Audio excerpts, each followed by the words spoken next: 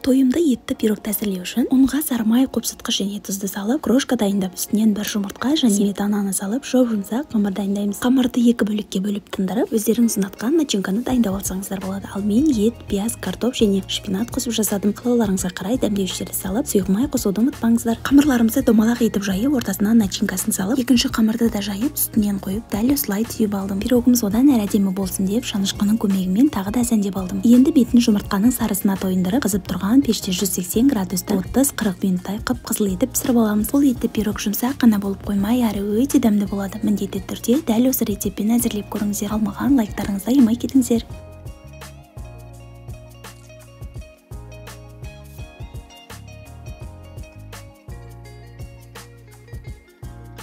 Тауық етінен ерекше тағам қалап жүрсеңіз, онда бұл рецепт дәл сіз үшін. Туралған картоптарымызға дәмдеуіштерді қосып, жақсылап араластырып, духовканың листіне теріп аламыз. Тауық төсетін дәл осылай кіші бөлшектерге бөліп, және оны стричтің үстінен жақсылап бұрғылау қажет. Жақсылап езілген еттеріміздің үстінен сарымсақ, паприка, қарабұрыш және тұз себуді ұмытпаңыздар. Теркадан өткен қалаған түрдегі ірімшік және көкөністерді қосып, жақсылап орап алдым. Және картоптың үстінен теріп, қалауларыңызға қарай үстінен майонез не болмаса сметанаға сарымсақ араластырып, рулеттерге жақсылап жағып шықтым және қызып тұрған пеште 180 градуста 35-40 минуттай пісіріп алдым. Біздің үйде бұл тағамды балалар да өте қатты сүйіп жейді. Ал енді сіздер де жақындарыңызға жасап көріңіздер. Маған қолдау болу үшін лайктарыңызды аямай кетіңіздер.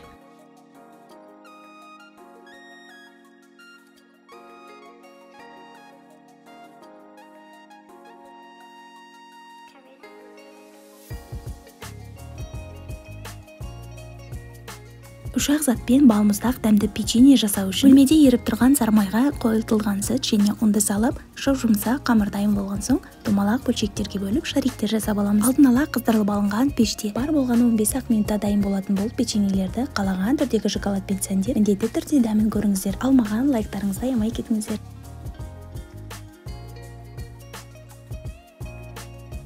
Дастарханның сәнін келтіретін самсаларды әзірлеу үшін ұн және сары майдан крошка дайындап, бір жұмыртқа және 3-4 қасықтай сметана салып, қопсытқыш пен тұз салуды ұмытпаймыз. Жоп-жұмсақ қамырды екіге бөліп тындырып, өзіңіз ұнатқан начинканы дайындауға кірісеміз. Ал менде ет, картоп, пияз және шпинат қосып жасадым. Міндетті түрде тұз және қарабұрыш, кориандр қостым. Әрине, бұл өз қалауларыңызға қарай ұнатқан дәмдеуіштеріңізді қосуларыңызға болады. Міндетті түрде сұйық май және жақсылап араластыру қажет. Демалып тынған қамырымызды дәл осылай сопақ тәрізді етіп жайып, бір-біріне осылай жиырып аламыз. Жиырылған қамырымызды ашып, арасына дәл осылай начинкаларын толтырып, екі ұшын бір-біріне біріктіреміз және осылай көрсетілгендей етіп түйіп аламыз. Бір-бірлеп самсаларымызды кесіп, листтерге теріп аламыз. Теру барысында дәл осылай екі ұшын жақсылап бекітуді ұмытпаңыздар. Алдын ала қыздырылған пешімізде 180 градуста 30 минуттай бетіне жұмыртқаның сарысын жағып және қалауларыңызға қарай күнжут сепсеңіздер де болады. Самсаларымыз алтындай сап-сары болғанша духовкада ұстап, дәл осылай сәндеп дәмін көреміз. Барлығымыз білетін қарапайым самсалардан әлде қайда жұмсақ әрі өте дәмді. Рецепт ұнаған болса, лайктарыңызды аямай кетіңіздер. Ешқашанда қатты болып шықпайтын пиццаның қамырын әзірлеу үшін қол күймейтін жылы сүтімізге тұз, шекер, ашытқы және сұйық май салып, жоп-жұмсақ болғанға дейін ұн саламыз. Аса қатты жабысқақ болған қамырымызды ашытып, екіге бөліп жұқа етіп жайып аламыз. Содан соң қалаған түрдегі соус және сыр, қуырылған фарш және де қалаған түрдегі начинканы қолдансаңыздар болады. Мен осылай фаршты қуырып, үстінен помидор және сыр қолдандым. Екінші пиццаға дәл осы начинка және болгар бұрыштарын қостым. Алдын ала қыздырылған пешімізге салып, 15 минуттай қызартып пісіріп аламыз. 200 градуста пісіп шыққан пиццаларымыз өте жұмсақ. Ендігі сіздерден тек қана әзірлеп жеп көру ғана қалды. Міндетті түрде лайктарыңызды және пікірлеріңізді аямай кетіңіздер.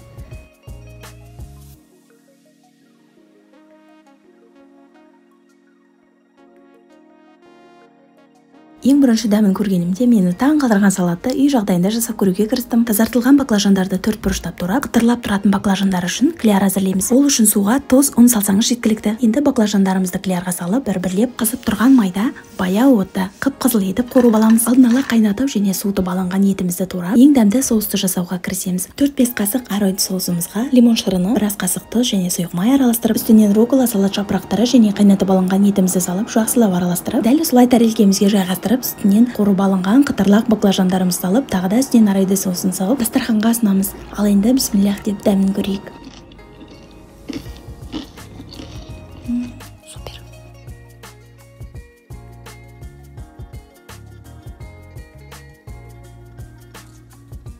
Корей халқының жұмсақ бигуди тамағын әзірлейміз. Қол күймейтіндей жылы суға, не болмаса сүтке, тұз, ашытқы, сұйық май және ұнымызды салып, жұмсақ қамыр әзірлеп, жылы жерге алып қойып, бірден начинкасын дайындауға кірісеміз. Тартылған етті жартылай қорып, үстінен соя тұздығы және пиязды салып, артынша тұз, кориандр салып, ұсақталған қырыққабат және қалауыңызға қарай құйрық май салып, 5 минуттай қуырсаңыздар жеткілікті. Көтеріліп шыққан қамырларымызды домалақ бөлшектерге бөліп алып, дайындап алған начинкамызды дәл осылай жайып алынған қамырымыздың ортасына салып, әдемілеп түйіп аламыз. Қамырлары көтеріліп мақтадан да жұмсақ болу үшін міндетті түрде мантываркаға терілген бигудиларды жарты сағатқа жылы жерде бетін жауып қалдыру қажет. Содан соң ғана қайнап тұрған пардың үстіне қойып 40 минуттай пісіріп аламыз. Үлпілдек бигудиларымыз дайын, міндетті түрде дәл осы рецептпен әзірлеп көріңіздер. Алмаған лайктарыңызды аямай кетіңіздер.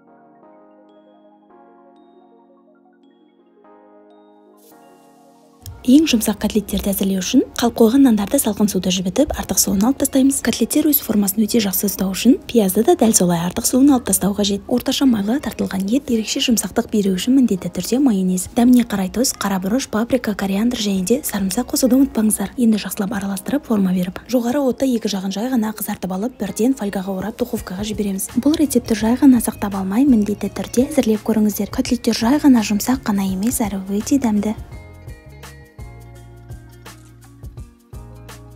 Тауық етін сүйетін жандар дәл осы тағамды жасап көру қажет. Етіміздің қалың жерін жұқа бөліктерге бөліп алып, содан соң жеңіл әрекеттермен ұрып, бірден соусын әзірлеуге кірісеміз. Қызыл тәтті паприка, қара бұрыш, тауық етіне арналған қалаған түрдегі дәмдеуіш және сарымсақ, зәйтүн майы не болмаса қарапайым майды да қоссаңыздар болады. Тұз және соя тұздығын қосып, жақсылап араластырып, етімізге жағып, теркадан өткен сәбіз және қалауларыңызға қарай қалаған түрдегі ірімшікті салып, бірден нығыздап ораймыз. Еттің астына стрич пленка қойып ұрсаңыздар, орауға өте ыңғайлы болады. Ал мен ұмытып кетіппін. Фольга не болмаса пергаментке орап, жарты сағат пешке жіберіп, бірден гарнирін әзірлеуге кірісеміз. Паутина макарондарын қызартып майда қуырып, үстіне жібітілген күрішті салып, 1-2 минутта қуырғаннан соң тұзын және бетіне аздап шығып тұратын суды салып, суы тартылғаннан соң бірден бетін жауып 20 минутқа бұқтырып пісіріп аламыз. Қалауыңызға қарай кукуруз қоссаңыздар болады. Рулеттеріміз де дайын, тәбетті ашарлықта етіп дастарханға ұсынамыз. Маған мотивация болу үшін міндетті түрде лайктарыңызды және төменде өз пікірлеріңізді аямай кетіңіздер.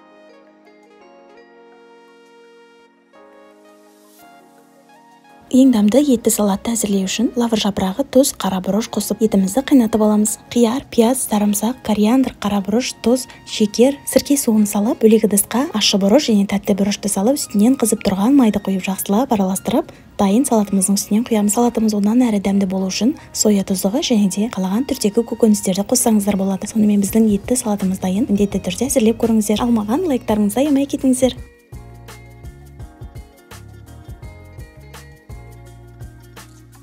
Жарылмайтын тефтелдерді әзірлеу үшін майсыз тартылған етке теркадан өткен пияздың артық суын сығып саламыз. 2 ас қасық жібітілген күріш, қара бұрыш, тұз, міндетті түрде ұн қосамыз. Жақсылап бір араластырып алғаннан соң бір көлемде етіп, осылай нығыздап алып, содан соң барып шариктер жасаймыз. Нығыздалған шариктер суда мүлдем жарылмайды. Бір аптаға тоңазытқышта сақтасаңыз да болады. Өздеріңіз ұнатқан сорпаны әзірлеп, ең дәмді дәмдегіштермен бірге 10 рет қайнатсаңыз да жарылмайтын шариктерді салып, баяғы отта 30 минутқа қалдырамыз. Жарылмайтын тефтелдеріміз дайын, міндетті түрде әзірлеп көріңіздер.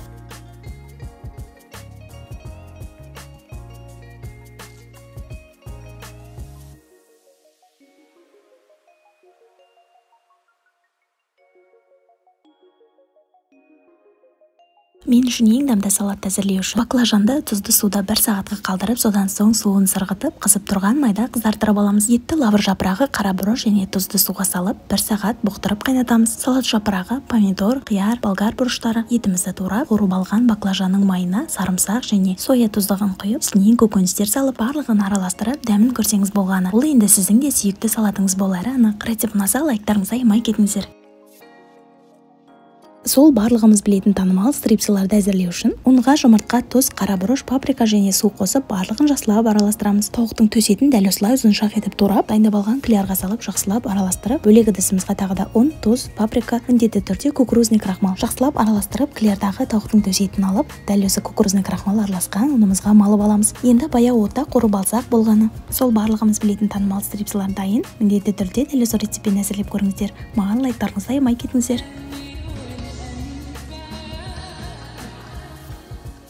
Үй жағдайында әзірленген стейк қалай болады екен деп балғын сиыр етін алдымен ұрғылап алдым. Содан соң дәміне қарай тұзын, дәмдеуіштерін салып 3 сағатқа қалдырдым. Етіміз жұмсақ болып пісіп шығу үшін қызып тұрған табаға міндетті түрде сары май, хош иіс беретін розмарин және сарымсақты да ұмытпаймыз. Маринадқа тойынған еттерімізді қып-қызыл етіп екі жағын қызартырып, бетін фольгамен не болмаса арнайы етіп пісіруге арналған пакетке салып, жарым сағатқа 150 градуста пеште пісіріп алдым. Жұмсақ хош иісті стейктерім дайын. Қалай болып шыққанын стейктердің өзі айтып тұр. Рецепті сақтап, міндетті түрде лайктарыңызды аямай кетіңіздер. Жай ғана сақтап алмай, міндетті түрде дәл осы тәсілмен әзірлеп көріңіздер.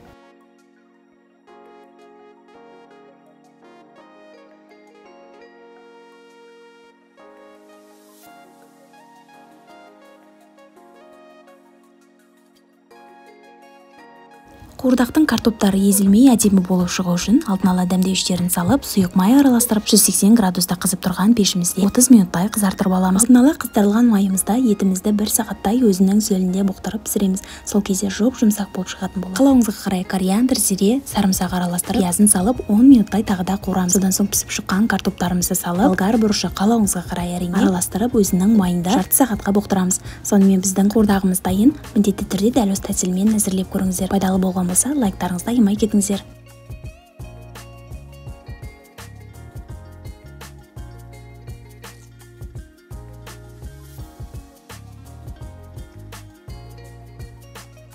Мақтадан да жұмсақ, сүзбе қосып жасалған бұл ішке әзірлеу үшін жып-жылы сүтімізге шекер, 2 жұмыртқа және сары майды ерітіп салып, үстінен ашытқы және ұн салып жұмсақ қамыр әзірлейміз. Қамыр жылдам әрі өте нәзік болу үшін 30 градуста пеште 50 минутқа жібереміз. Көтеріліп шыққан қамырларымызды домалақ бөлшектерге бөліп алып, орташа жұқа жайып, дәл осылай кесіп аламыз да бірден салмасын жасауға кірісеміз. Өзіңіз ұнатқан сүзбе түріне 1 жұмыртқа және қалауыңызға қарай қант салып жақсылап араластырып, кукурузный крахмал қосып жіберуді ұмытпаңыз. Сол кезде артық сулары шықпайтын болады. Толтырып салмасын салып, дәл осылай етіп түйіп аламыз. Алдын ала қыздырылған пешімізде 180 градуста 30-35 минуттай қызартып пісіріп, бір дәмін көрсеңіз, үйіңізде сүзбе артып қалмайтын болады. Ендеше бұл рецепті сақтап алып, міндетті түрде маған лайктарыңызды жолдап кетіңіздер.